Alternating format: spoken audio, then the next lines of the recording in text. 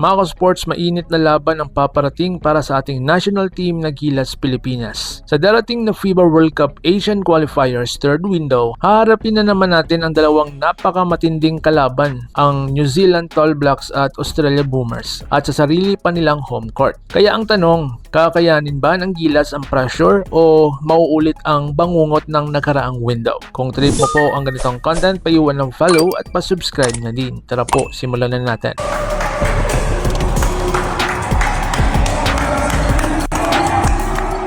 Unahin natin ang New Zealand Tall Blacks. Sa kanilang latest post, kitang-kita ang excitement nila sa muling pagdating ng Gilas Pilipinas sa kanilang bansa. Hindi lang dahil sa laban, kundi dahil sa solid Pinoy crowd sa New Zealand. Aasahan na magiging parang home court din ng Gilas ang ingay ng mga kababayan natin doon. Pero huwag tayong magpakampante. Isa sa dapat bantayan ang sharpshooter na si Jordan Ngatay. Teammate pa mismo ni Kai Sotto sa Japan B-League. Sa huling laban kontra Gilas, umiscore lang naman siya ng 22 points at perfect para sa 3-point line. Kapag uminit yan, delikado na naman sa depensa natin. Dagdag pa dyan, may psychological advantage sila. Unang-una dyan ang kanilang home court. Pangalawa, sanay sa malamig na klima. Pang-tatlo, ang kanilang malupit na hakadance na mental intimidation. At kung matatandaan natin, muntik na nating talunin ang New Zealand noong second window.